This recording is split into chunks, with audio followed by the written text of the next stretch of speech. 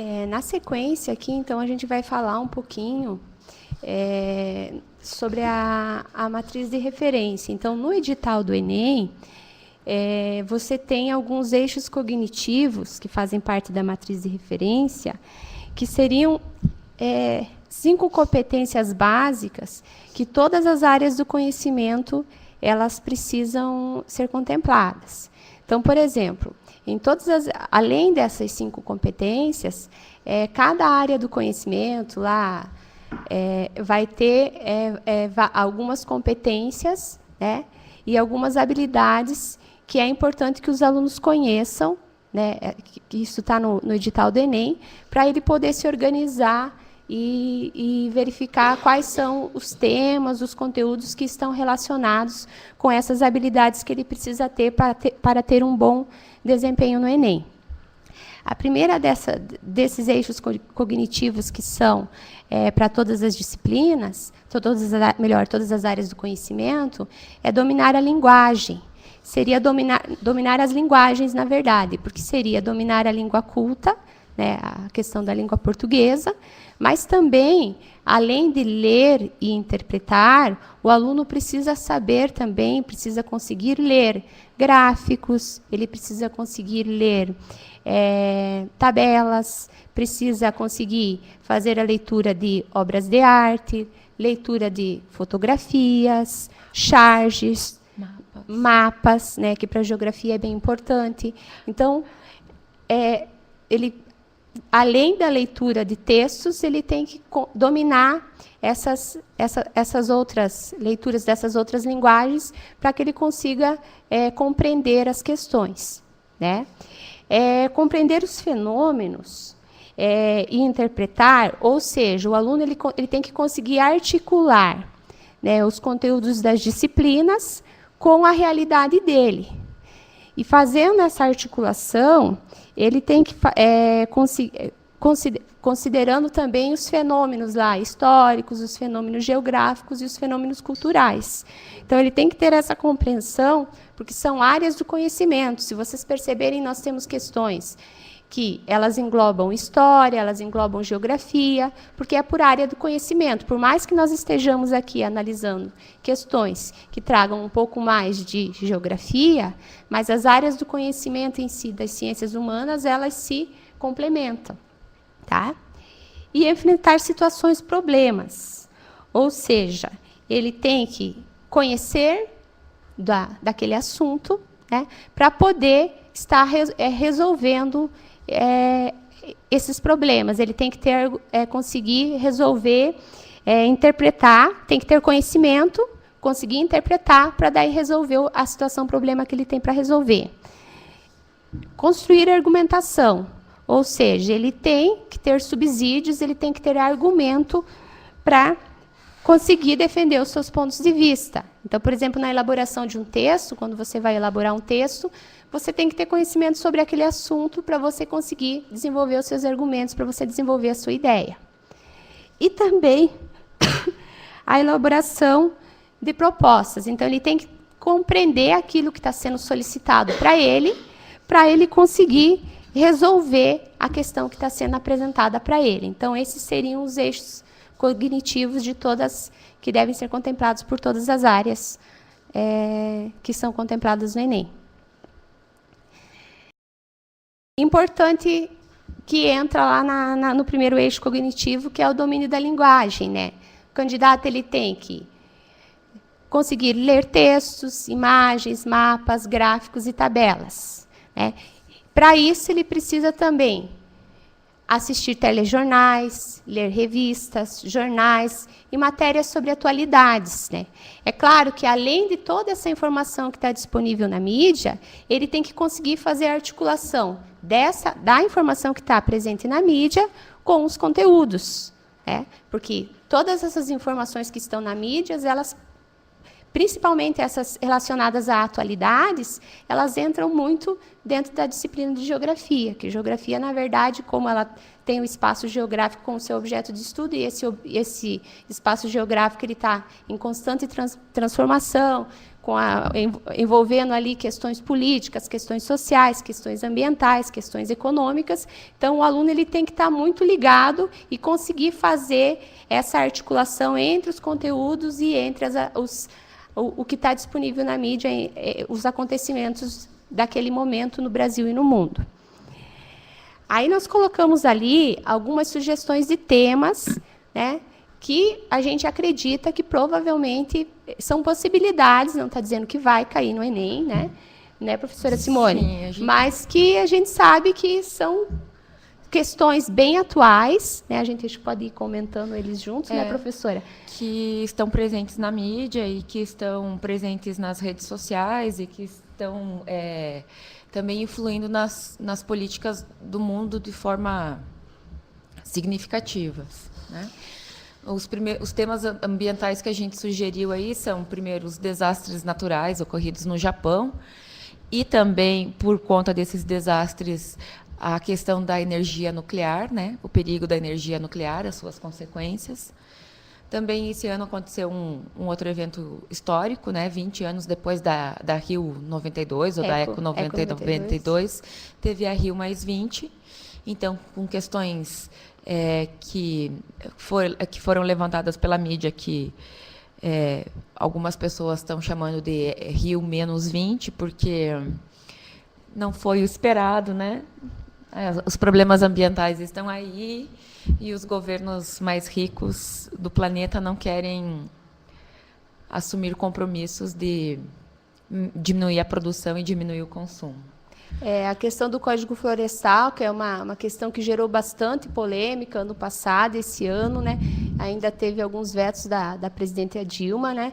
Então, procurar se informar, né, de como que ficou essa questão do Código Florestal, quais as polêmicas, porque daí a gente tem o lado a questão dos pequenos agricultores, tem a questão lá dos grandes produtores rurais, a bancada dos ruralistas, né? Então, ver todas essas questões do ponto de vista ambiental, do ponto de vista econômico, né, que recentemente isso está muito na mídia e tem uma grande probabilidade de ter alguma coisa nesse sentido.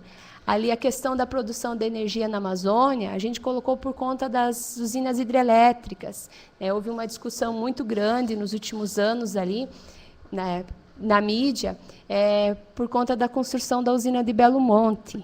Então, a gente sabe que, por mais que houveram vários protestos de ambientalistas, de indígenas, da população ribeirinha, né? População civil organizada. População civil. Então, a gente sabe que o projeto ele está em andamento, né?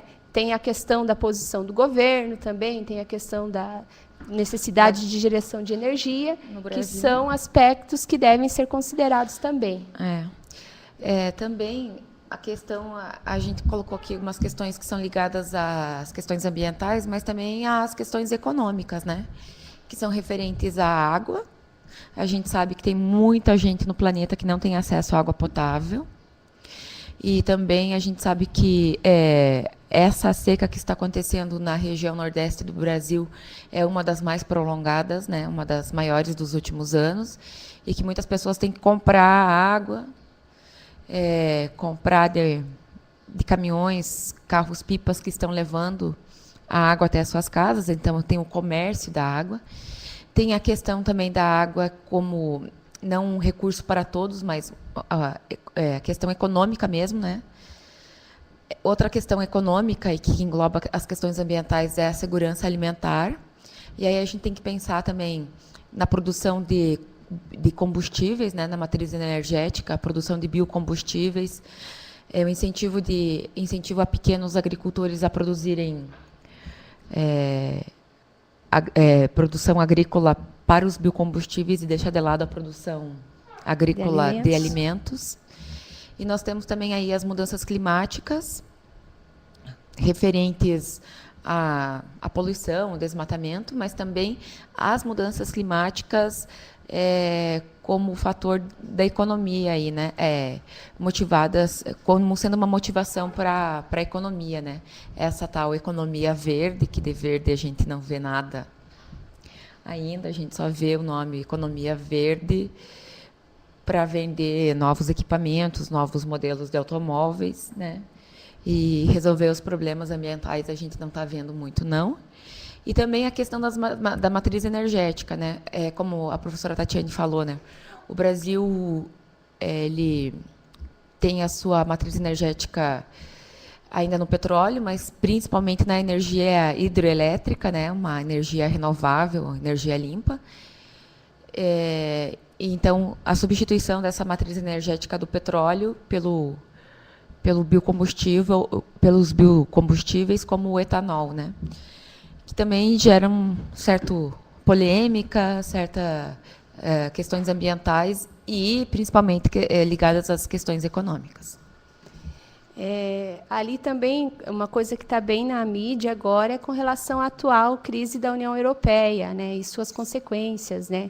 O porquê ali que países que durante muito tempo tinham um desenvolvimento econômico, que eram exemplos lá em alguns aspectos de qualidade de vida da população, e o por que que esses países estão passando por esse processo de crise, né? Quais as consequências dessa desvalorização da moeda deles, a questão, o que tem sido feito para diminuir os efeitos da crise nesses países, né? Qual que tem sido a atuação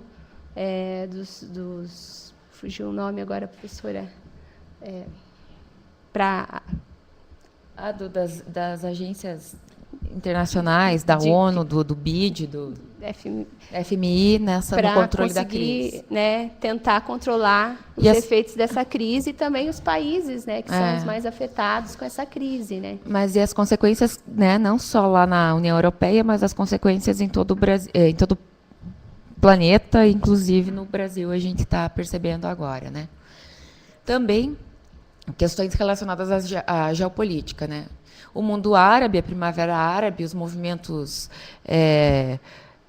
das sociedades civis organizadas no mundo árabe, ainda a gente tem governos ditatoriais, governos baseados na religião, e esse movimento da população árabe e derrubando grande número de governos no ano passado até início desse ano.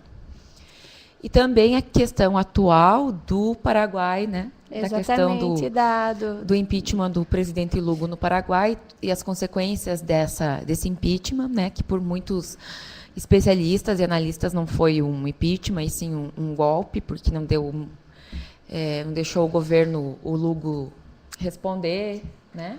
E as consequências desse novo governo no Paraguai para o Mercosul, e principalmente para o Brasil. Né? Exatamente, né? Porque o Paraguai ele foi suspenso temporariamente, né, de participar do Mercosul, e ocorreu a entrada da Venezuela. Que o Paraguai não era favorável à entrada da Venezuela, com a saída, com a suspensão temporária do Paraguai, foi voto vencido. E a questão também dos brasiguaios, né? A influência dos brasiguaios nesse golpe, nessa troca de poder no Paraguai, e também a questão legal dos brasiguaios lá, né? Exatamente. Também questões importantes são as questões do censo de 2010, né? Os indicadores, os índices estatísticos, a gente vê todo momento aí nos jornais, na mídia, mostrando a população brasileira, as religiões, a mudança que aconteceu no perfil da população, né? Uma população que passou a envelhecer mais, que está tendo uma expectativa de vida maior, né? Que está saindo da pobreza, que tem uma renda cada vez maior, um IDH cada vez maior, né? E também a questão lá, como a professora já colocou, a questão religiosa, né? Que também durante esses últimos dias aí esteve bastante na mídia, né? E também a questão lá das mudanças, até na questão das mulheres que passaram a ter menos filhos, né? A mudança na questão do trabalho, as mulheres passaram a estudar mais, passaram a trabalhar, ser chefes de família, né? Ter mais oportunidades, e isso está repercutindo também na questão do número de filhos também. Elas estão tendo filhos mais tardes e tendo menos filhos. Exatamente. E aí o tradicional, né, o batido, a globalização, seus implicamentos, suas consequências e suas causas. A China, né, que não poderíamos esquecer de comentar, né? E os direitos civis cada vez a população se manifestando, e com manifestações, com protestos, com passeatas, né? E as implicações desses direitos civis, né? Casamentos homoafetivos, principalmente a questão do gênero, né? A igualdade de equidade de direitos, mas também a equidade salarial entre as mulheres e os homens. Então, cada vez mais presente na sociedade.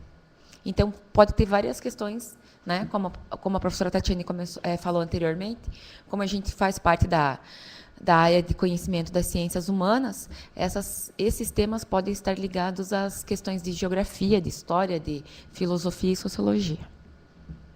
É isso, né? Espero que tenha sido produtivo, né? E esclarecedor, né? Esse comentário das questões de geografia. Ok. Então, obrigada às professoras Simone e Tatiane pelos esclarecimentos, né? E você que esteve aqui conosco até agora está convidado, então, a ver os demais vídeos com as questões comentadas de outras disciplinas, acessando o espaço do Enem no portal Dia a Dia Educação.